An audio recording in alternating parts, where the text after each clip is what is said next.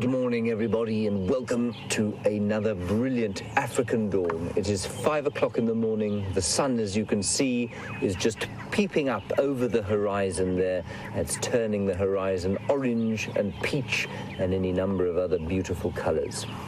It's about 21 degrees here, which in Fahrenheit, if you happen to live in the 18th century, is about 60-ish.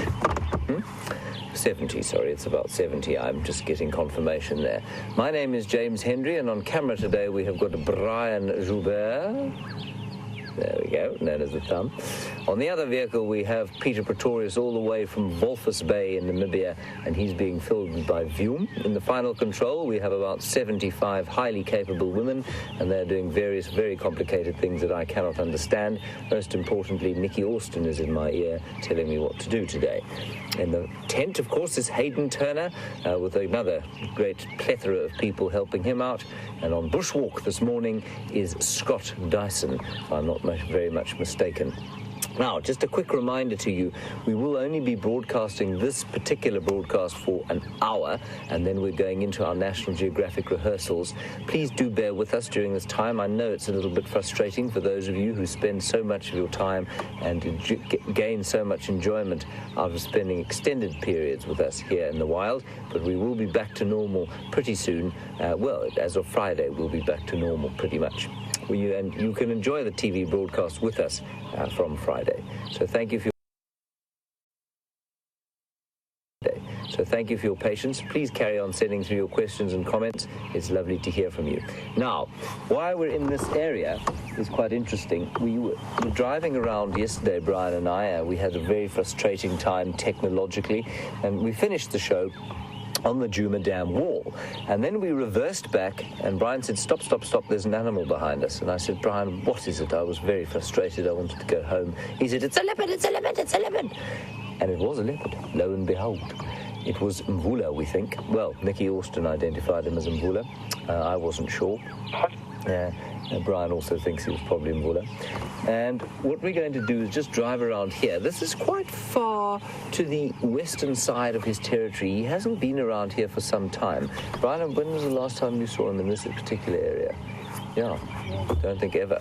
So, I mean, he's quite far he's kind of on the border of Tingana's territory. Very nice. I'm really happy to see him around here.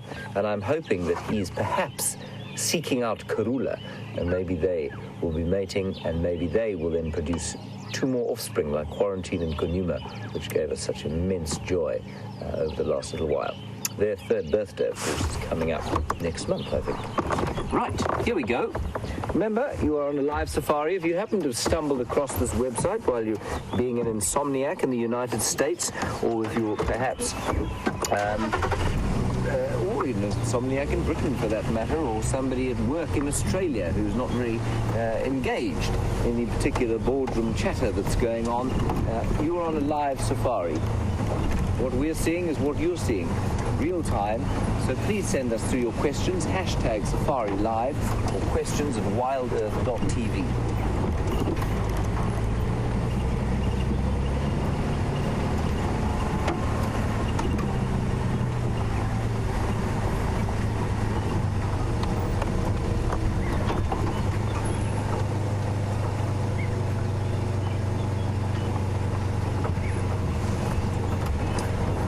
Fascinating stuff here. Thank you, Chris Rogue and Shamel. You've given us information that Tingana, who's of course the other male old, was mating on Arathusa at about 10:45 last night. Now, I'd love to know who he was mating with. Do you think it was Shadow, or was it perhaps Kwatila? That's kind of the join of their territories around the Arathusa Dam. So please let us know.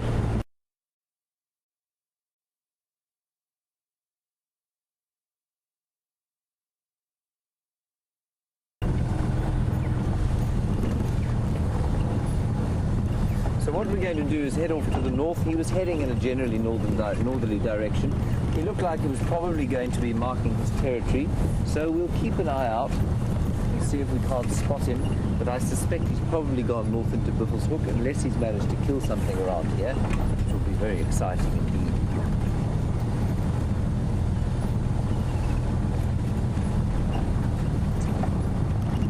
just slowly amble along, hopefully see some tracks, or maybe an impala dangling from a tree.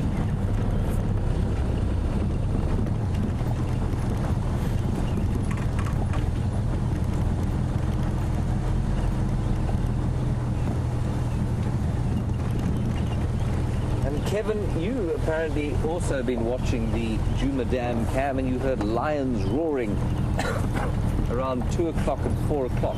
Kevin, I think that sounds really exciting. I don't suppose you could tell which direction they were coming from. I know that we are modifying the microphone fairly soon so that you will be able to tell direction. We've got stereo speakers on your desk or wherever it is that you listen to us. You'll be able to hear which direction the lions were roaring. But we will definitely look out for lion tracks. We had those Chimongwe lions yesterday, 2 young females and a young male. Definitely wouldn't be them roaring. They want to attract as little attention as possible.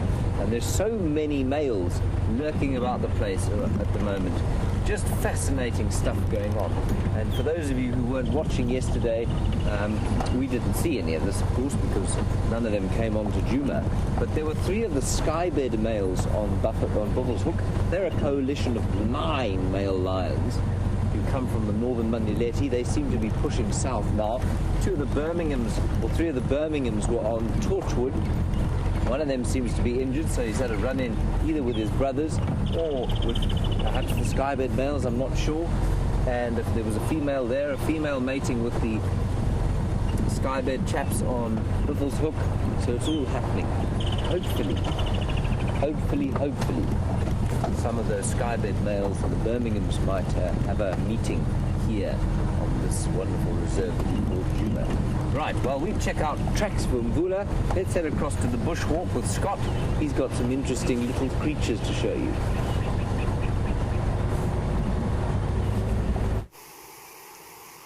Hello and welcome to the bushwalk. Jeandre is on camera and we are really looking forward to the adventure this morning. We've kind of placed ourselves in a position where hopefully we're going to be able to assist Brent, Jeffrey and Bryan, who are on tracking team, as they search for Karula, a female leopard. So we're also lurking in a kind of similar area. But while we wait until we find any sign of this leopard, be it from her tracks or alarm calls, we're going to show you some other little interesting critters along the way. Now, the first ones we bumped into have been some harvested termites. And Jeandre, I think these ones down here probably going to be the best ones for you. I'm just going to pull this plant down here. And you can see quite a few of them there moving along one of their little highways that they've built. And as ants and termites move from A to B, they'll leave little pheromones on the ground, and that's how they can understand where they're going. If you look into the actual hole, you can see they're about to transport a massive meal down into their burrows, and that's a leaf that they'll probably chew up. And it is a testament to how strong these animals are. We often speak of how strong leopards are with their ability to be able to hoist kills up into trees. But think of the strength of these small little termites carrying massive, massive plants and leaves down into these holes. And not only are they strong, but they're also incredibly useful for our ecosystem as they process so much plant matter that the other animals will not feed on. So they are hard at work doing great things for the African wilderness. And these are the harvested termites. You get many different types of termites. These ones, as you can see, live below the ground. Now, if we take a short walk from here, there's a massive termite mound that I'd like to show you. So come along. It's a very still morning and perfect walking conditions. To give you an idea of how still it is, I'm just going to get my ash pad going, and you can see it's absolutely dead still. The ash isn't blowing in any direction. It's still nice and cool, which is also useful because it can start heating up a lot. And the termite mound that I'd like to show you is just up here. And I think we should probably actually climb up it and get a view of the rising sun, which is behind us. It's such an invigorating experience being on foot, and it's so good to have you guys joining me. It's important to remember that it can be dangerous, though. So if at any stage something does happen, please listen to me. I'll talk you through what we need to do. And that's one of the most important things when taking a walking safari is to ensure that your guests have faith in you and that they believe you're not going to lead them into any dangerous situations. Now, this termite mound is quite steep, but Jeandre is going for it, so let's carry on, and I might need to give him a hand. No. He's a powerful individual that I'm very happy to be embarking on this endeavor with, and so should all of us. So for those of you who were on yesterday's sunset safari, you would have got spoiled with an incredible sighting of a boom slang, and Jeandre's camera work was quite phenomenal there. So, now that we're up here, you may as well take a look around.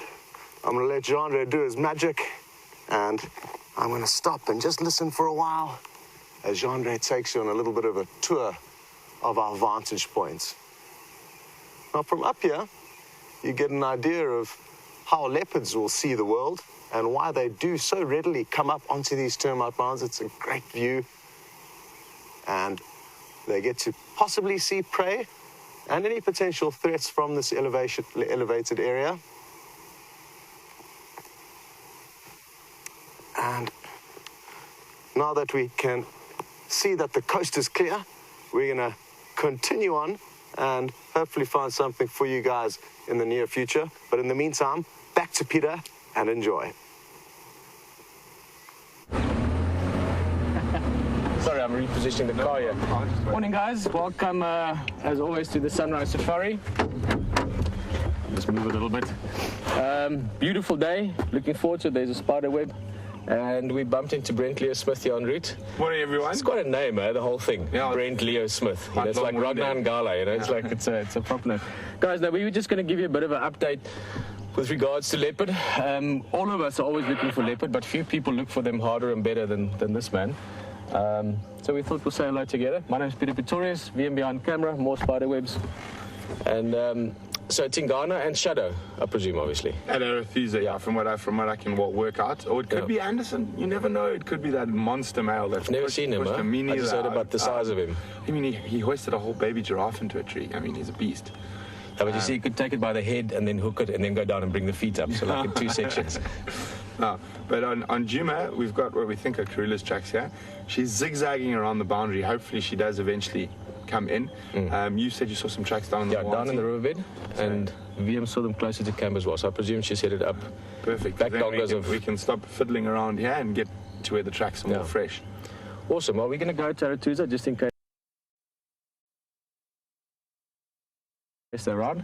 Also, I think Chris Rogue, I know, is one of the people that spotted it. Was quarter to 11 o'clock last night at Arethusa. That's the time frame. So hopefully they haven't moved too far if they are. Yeah, well, they might be preoccupied. So hopefully they're paying attention to what they're doing rather than where they're going. So visiting Ghana, the poor guy, he's been at it for the last 3 months solidly. Yeah, well, we need more leopard. Yep. Brent, have a good morning. Good luck. Guys, let's go look around towards the western side. Here we go. Got a new starter mechanism in this vehicle as well. Basically, as always, lots to look forward to. I'm sure all of us, all of you, all of us that have done many drives before love the mornings. If this is maybe your first or one of your first drives with us, the mornings and the afternoons obviously are the two best times for safaris, which is why we do it then, obviously. But the mornings are always exciting because in the afternoons you might have some idea of what to expect from the morning's experience. But when you go out in the mornings like this, everything's new. It's like a new newspaper coming out, and you can, every street corner, have a look at it, look at the tracks, look at the signs, see what might be out there.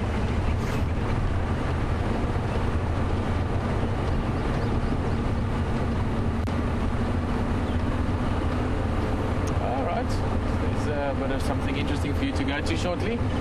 Basically, we're going to move along, as you can see, just for interest's sake. This pole that you can see, that's because we're on one of the main roads now, going east-west, and it's basically the entrance road for guests and vehicles coming into some.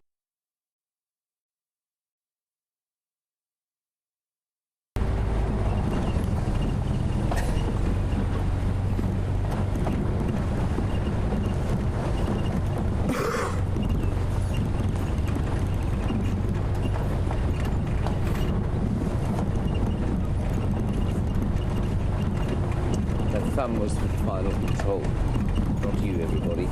We're now in an advert break, and astonishingly, you're still with us, of course.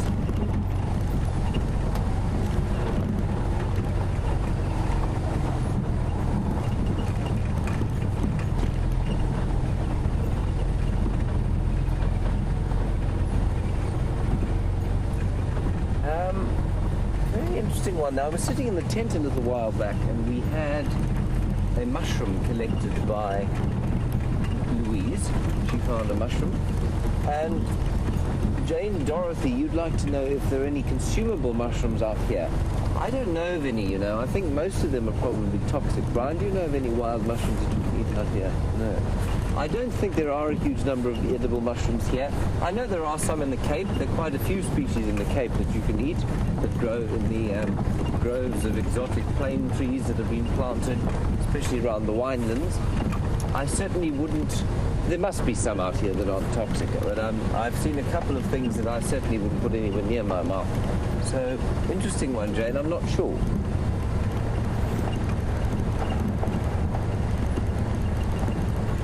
Now, we're driving along basically a fire break. So the Buffels or cut line is to the north of us. We're driving along what was a fire break, and so you can see to the north of us it's a bit clearer than it is to the south. And that's basically as a fire break. It's not a very well-maintained fire break, I must say, so I'm not sure how effective it would be. But that's why this road is a bit bumpy. But it's just quite nice not to drive on the big road that is the Buffels or cut line. A bit of adventure driving, you know.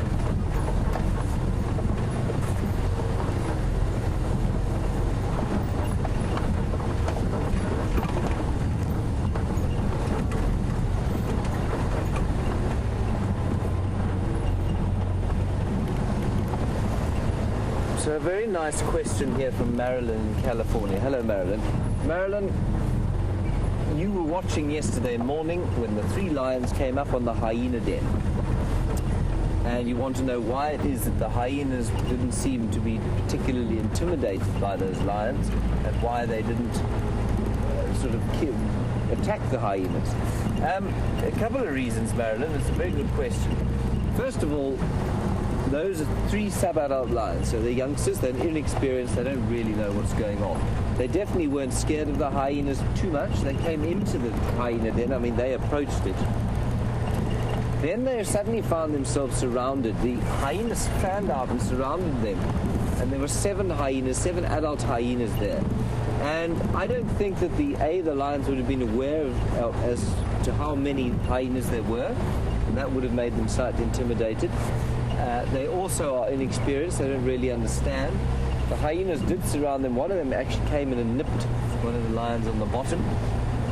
And I think that the hyenas are also very fast, you see, so there's no reason for them to be afraid of the lions. The only thing to be afraid of in a situation like that is the fact that the cubs are down the hole, and if that hole is very big and perhaps not as well protected as it might be, the lions could have got hold of those cubs. That wasn't the case. So I think that there was just no need for them to be particularly intimidated by 3 young lions. They could have run away had the lions pushed through an attack. Given the ratio that there was there, 2 hyenas to 3 young lions, I don't think that was a particularly terrifying thing for the hyena or for the lions.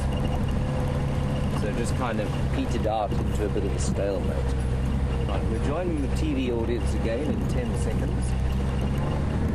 So I'll go silent for a little while, which will look a bit odd to you when they come back to us.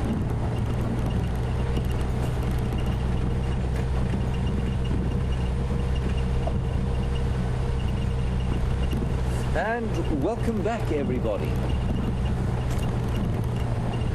So that's, of course, a superfluous welcome back because you're all with us already and it wasn't actually an advert break.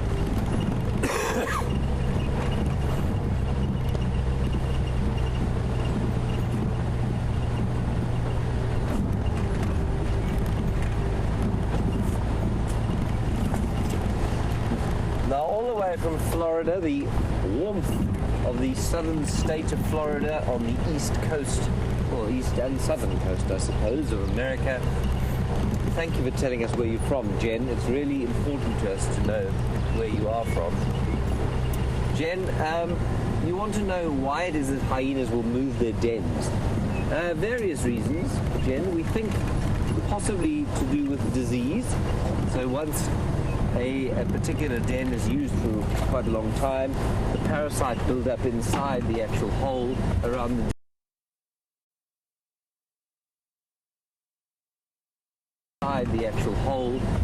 den will be enormous.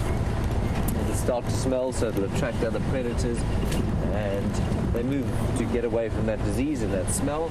And secondly, if they're really badly disturbed at a particular den, they'll probably move to a place where they can be a little less disturbed. Yeah, those are hyena tracks. Well, that's a good thing. We're heading towards the hyena den. Okay, Pieter is off to Arathusa. He's found something with large horns, and here's the leopard track. Okay, we'll look here. We'll keep looking for these leopards and hyenas, everyone. Peter's got a buffalo. Let's go across and get an update.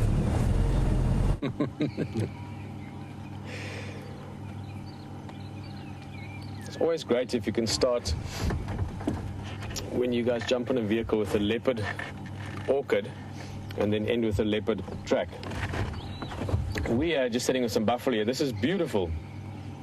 Both Wium and myself, we love backlight. I mean, we're looking towards the sun there, and just gives this soft, sort of beautiful glow to everything. And whether it's Brent backlit or a buffalo backlit,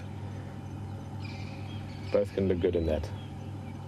Sorry guys, I'm just in a good mood, so if I'm a little bit tongue-in-cheek this morning and I'm making some jokes that, for those of you that don't know me yet, they tend to be very dry, so you might not... Yo, well spotted! Yo, sorry, I was going to say, if you don't know my sense of humor, it might be a bit dry sometimes, but this is brilliantly spotted, and this is spotted by one of the lovely ladies in Final Control. Nikki, who's directing this morning, actually spotted that first. Well, she's the first one that shouted out. Remember guys, if you spot this, or if you see something that we haven't mentioned, like a yellow-billed oxpecker, or like a leopard in the grass and no one's talking about it, please let us know. Whoever spots it first, you know, it's always nice. In this case it was Nikki. If you want to let us know, you can let us know by using the hashtag SafariLIVE and say, you know, yellow-billed oxpecker or leopard jumping up and down. Now, that is quite cool actually. Now, for those of you that don't know what we're going on about, unfortunately, a little bit far to show you in detail, but that little bird that Wium was showing you just now, as I said, it's just a bit too far. And if I go closer now, these buffalo will start getting up because they're starting to get up already. But you can see the sort of yellow in the beak of that little guy. Now, the oxpeckers that we talk about most, so I'm just listening to the game drive as well. Normally we see the red-billed oxpeckers. They're the species that you see the most. The yellow-billed oxpecker is actually endangered. In fact, this is probably the first time I'm seeing one in, well, since before, sort of long time ago at Jeandre, so probably 7 years or something. Looks like he's enjoying a sleep rather than finding food on the buffalo. There's a little bachelor group, all males. You see the one on the left there is busy starting its morning routine. And if you look carefully, you'll see he's rubbing his horns up and down that tree trunk, and that's what he was doing. Just cleaning the horns. And that's his equivalent of washing his face, I guess. And also in the process of cleaning the horns, there he's doing it again. He's rubbing those bosses, those big shields on the front of the head, up and down the tree. And I often mention this when we look at the horns, so it's nice to see the behavior now. It actually scrapes off the sort of flaking bits on the horn. The horn is essentially fingernails for, that's the easiest or closest explanation. So the horn consists of bone, skull structure. In fact, I think Hayden might be able to show us about this after this, because he's got a buffalo horn up there. So if there's enough time for him to get that ready, that would be awesome. And he can actually show you what we're talking about now. But the horn is attached to the skull by bone. So it's actually part of the head, almost like a honeycomb structure, the bosses, because they have to take a lot of impact when they're fighting with other buffalo. And then that horn is then covered with a fingernail-like sheath, like a keratin skin, if you want, or sheath over the horns, not skin. Sheath is the better explanation. Very tough, but they have to maintain it. They have to clean it, and they have to rub it up and down like that one was doing now. We were looking at it to get those tree sap, all the oils and things from the horns into the horn. And this guy's horns, by the look of it, still a bit muddy. So a little bit later on, he'll do the same thing again. In fact, the buffalo itself is quite muddy, as we can see there. To come back to bachelor herds, we get them often in sort of anything from 3 bulls up to about 10 or 15. And it's nice for them to hang around. They can go to the place with good grazing. They can help each other sort of spot and chase lions away if they need to. Just listening there to the radio is also just listening to the game drives. Looks like there's 2 ox back there.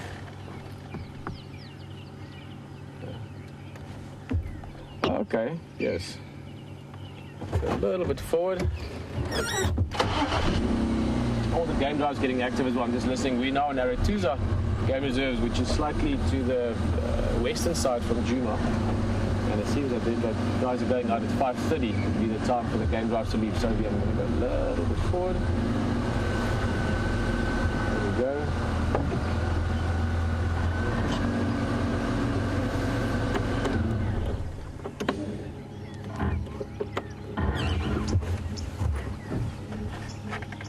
One of the things over the years of guiding, you might get a slightly better look at those 2 oxpeckers, the 2 yellow-billeds. In summertime, you want to be out as early as you can because it gets hot, and once it gets hot, the activity of the wildlife goes down. So early morning is the best time, but we've also found that to wake people up anything earlier than 5 o'clock, even though they are interested and keen to get into the bush, but before 5 o'clock, if you wake up at 4:30 or and at the moment, all of us are waking up between 3:30 and 4 in the morning. You have to be really committed to the idea of where you're going. So the lodges normally start no earlier than 5:30 because they only wake the guest at 5. So that was a long explanation to explain that. But luckily, all the Spartans out here,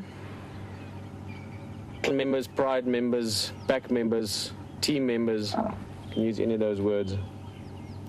We're all up at about anything, as I said, between 3:30 and 4. So that we can be wheels turning by 5. Actually 4:30. That's a very long explanation about our daily routine, which you're probably not that interested in, but interesting nonetheless. Nice bit of a mud bath there. If we were buffalo like these guys, which luckily we're not. For instance, they don't drink coffee in the morning. I love coffee in the morning. But that would be one of your sort of routines for, if not the morning, somewhere in the day. And a couple of these bulls actually look like they had a fresh roll in this. So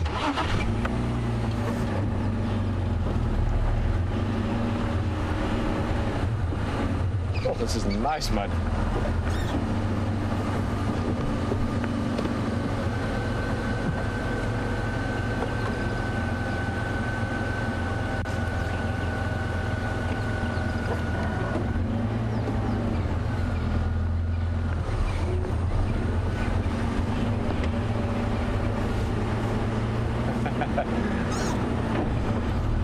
Let's start a little thing here. I love this. This is Sandy and Teresa. Good morning, guys. Nice to have you on drive, and nice to have you on drive for the next couple of days as well. Sandy and Teresa just letting us know that they're off tomorrow, so they can join us for the drive. And let's, every now and again over the last various times and years, we've done these things where we say, well, let's have something that we all have in common. In other words, we can all shout Africa because we love Africa. Don't do that now. But that's something I know we've done a number of times. But Sandy and Teresa, you guys are happy because tomorrow morning you can join us for the whole drive because it's your day off. Happy for you. And I'm very happy this morning because I had a little bit longer sleep than the previous night, so I'm feeling great. It's perfect temperature. I love being out in the mornings, just in buffalo, looking for leopard. So that's my reason for being happy. Those of you that feel like it, you don't have to. But those of you that feel like it, so those of you that maybe never sent a message in, let's do a couple of hashtag SafariLIVEs or a bunch of them. Or you can email it into questions@WildEarth as well. Just let us know why you're happy. Why are you happy to be on safari? Why are you happy just in life in general? Let's get some good news over the Bush Telegraph this morning for me. So let us know. Why are you happy?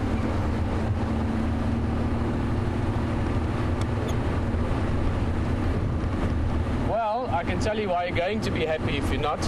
And we'll get back to when you jump on the vehicle with us later on.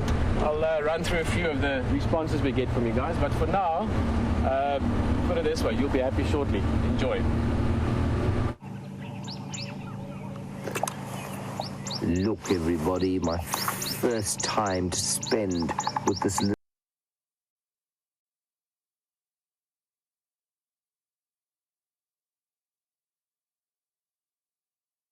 little cub that's come out of his hole. That's the hole in which, well, I think this is probably also a female, was hiding yesterday when the lions arrived. She's suckling from her mum at the moment. And just wonderful to spend a little bit of time. I think that's probably the 6-month-old in the background there. Still nice and cool, so they're a bit active. Ooh.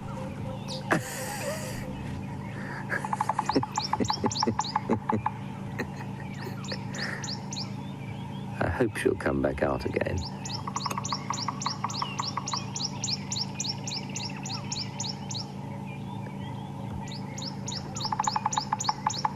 Some discipline being meted out. Lots of bird song that you can hear.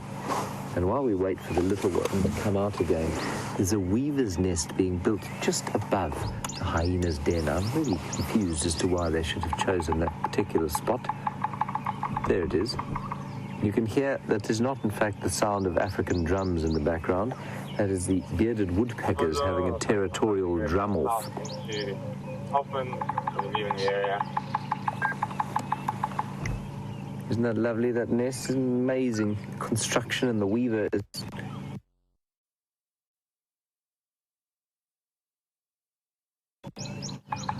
Just mentioned the bearded woodpeckers tapping away. Right, let's quickly go across to a jackal. I don't know who's got it. Hey! Guys, sorry, we've got you here quickly. And he's trotting away. We're going to try and get a closer look at him again. He's heading down towards the pan. But that's a side-striped jackal, which is... We more often see the black-backed jackal. You see the little white-tail tip. Slightly far away. And that's a plover that's harassing it. A crown plover or lapwing. Basically making it very clear what it feels or how it feels about that jackal. So what we're going to do is just go around. We have to drive up a ways and then go around, try and see him again. This is a beautiful open area. This is the airstrip, as you can see, running there. And this is sort of for localized little flights. But back to the hyena, that was beautiful. And if we get another look at this jackal, we'll get you back here.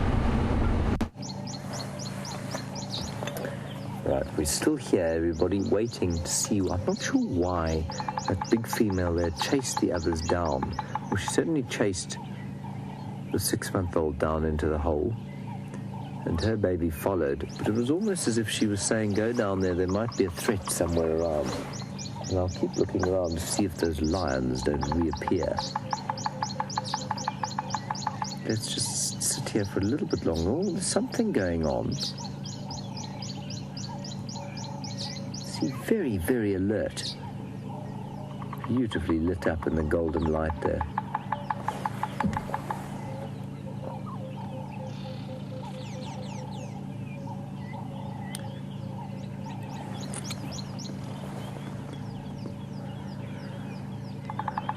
And Nancy, your question about whether the mother of the older cub, i.e. who we think is the matriarch of this clan, has she been seen around recently? Yes, Nancy, she has. We saw her yesterday. She was part of the vanguard that put those lions to eventual flight from here. Well, not so much flight as an amble away, but she was definitely here with a nasty scar across her back. She was lying at the angle that one is now. You'd be able to see the scar that runs across her back. She's looking particularly moth-eaten at the moment. I think she's quite old, not long for this world. Her hips were sticking out. Her fur is very manky. Her ears look like they've been through a combine harvester.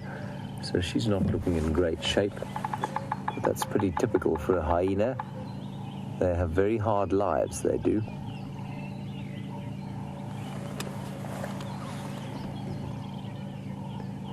But I don't see her here now.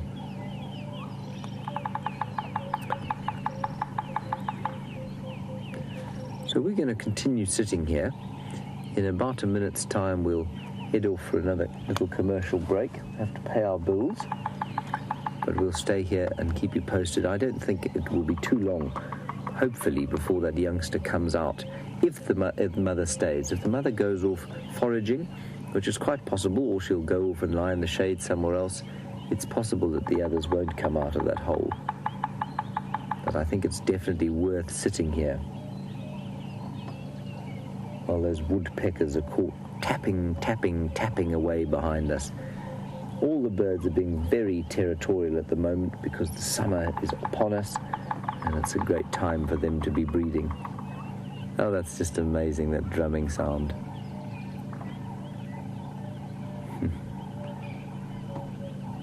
So as the woodpeckers drum, we will see you in just a little while.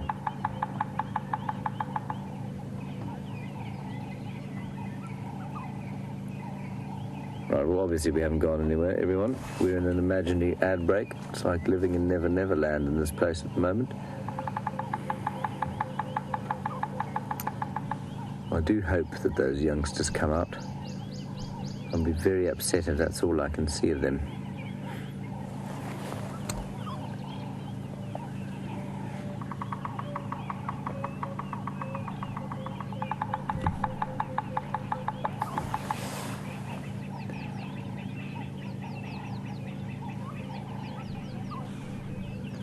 Now, a brilliant observation and question from Marilyn in California. Marilyn, you want to know why it is that this one, who was a seemingly lower-ranking female than the mother of the 6-month-old cub, why it is that she has nipped the 6-month-old and sent her scuttling away.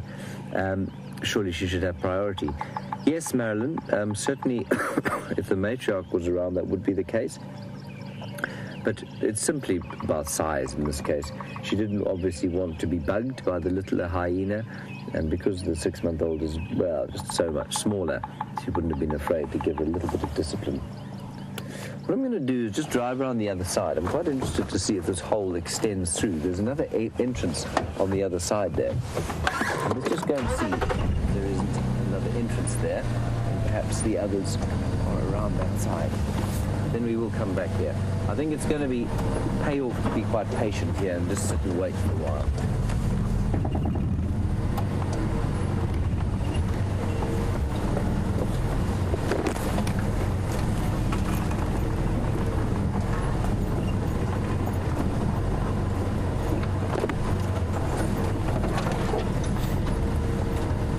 Jennifer in Toronto, absolutely. Very nice question from you and very astute observation. You said, could it be that the current mother that we've been watching is in fact also a daughter of the matriarch hyena? Yes, Jennifer, that is well possible. So, it might be that one there is going to become the new matriarch of the clan at some stage. Yep, it will be.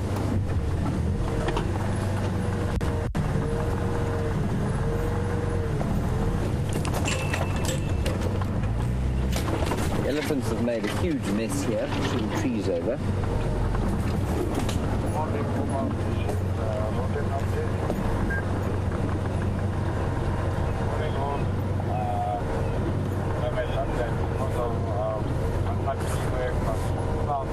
I can't see anything here.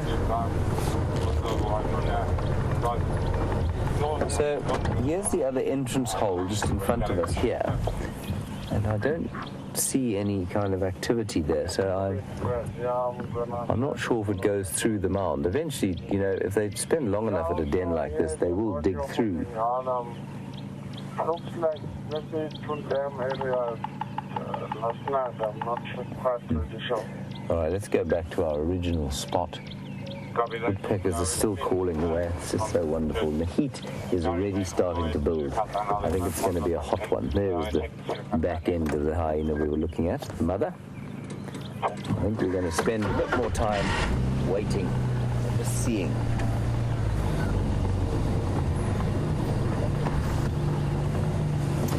And And just remember, everybody, I'm sorry, we will be cutting broadcast in 10 minutes so that we can go to our rehearsals, which is, if you think this is like Never Never Land, you should try that. But that's what we're going to be doing. So please bear with us. Like I say, from Friday, that won't be the case. Are we right there, Bryan? Shall I go forward a bit? Okay. Watch the aerial. Otherwise, instead of not broadcasting just for the next couple of hours, we'll never broadcast.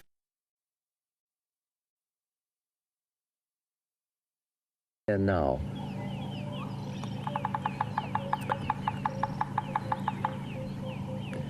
So we're going to continue sitting here. In about a minute's time, we'll head off for another little commercial break. Have to pay our bills. It's quite thick around here, so we can't see the extent of the herd in one view.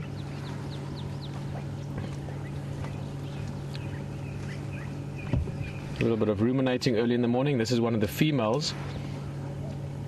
And this is another example, if you look at the bosses or the horns again. Something we will probably still, or hopefully still look at with Hayden if there's opportunity. Although maybe not for this morning, I just forgot. We're busy with our Big Cat Week preparations as well, so this morning again will be a slightly shorter drive. We'll only be driving, to be fair, another 10 minutes. Some of the other preparations, unfortunately, at the moment, not ready to share it with you yet. We must still see what we're doing, but towards the weekend you can join us on all of it as always. Anyway, that's enough of me sort of digressing as I tend to do. The females don't have such heavy horns, those bosses on the front not as thick. So there's a female, perfect example, eating the short grass. Obviously this bit of rain we've had has had everything starting to grow. In another couple of weeks there'll be lots of grazing around. And if you look just up from her a little bit, there's a big male, big bull, and that shows you how much heavier the horns are. There's the bull, and that's not even a big one yet. He's probably about 7-8 years old. Those bosses will still get heavier. There's the perfect comparison. Female in the bottom, male in the top. And you can see the difference in horns. Still very strong, make no mistake. Female buffalo, or the cows as they're called, those horns are still very strong, and they could easily... so I might have to correct myself. That's actually a young male that's lying down there. Let me go a little bit forward so we can actually give you the perfect comparison. That's a young bull. I was going to say those horns look quite thick. Alright, so let's do this again. Big male in the top, young one in the front, obviously with the little straight horns, and then bottom left, that's a mature female. And those horns are strong enough to be defensive weapons.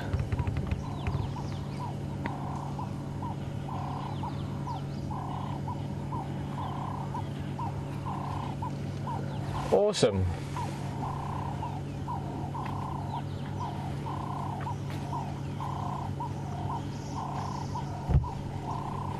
Awesome. Well, guys, we'll definitely try and talk about this a little bit later, but at the moment I'm sort of hovering out on the edge of radio signal, so I can't always hear the detail of the information. But Nikki is letting us know that many of you have replied back, and I will chat about this later when I can hear you, but someone, and I couldn't catch your name, but said they're very happy because they're actually coming to Djuma soon for their safari. Cheryl, fantastic. That's a good reason to be happy. I want to go a little bit more forward.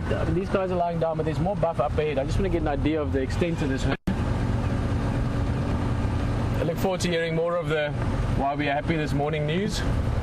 To do so, we know you better. Oh, this is when he's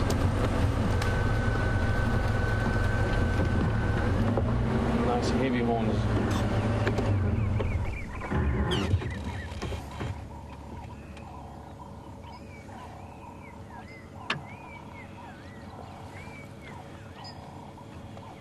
Beautiful bull. Not that old yet, but certainly looking at the thickness of those bosses, the thickness of the skull, also looking at his sort of body, you can see that he's going to, when he fills out with that final bit of muscle that he gets in maturity, he will be a big bull.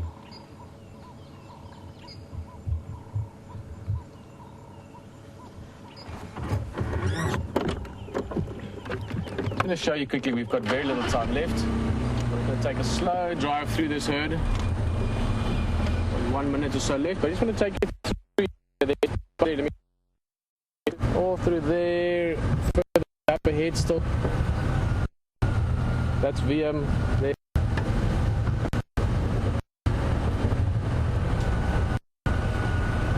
Sleepy buffalo, more in the back. Yo, this is a big herd. Lovely.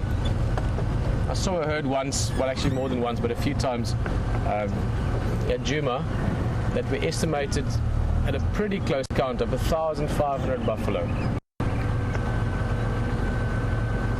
There's a lovely little group.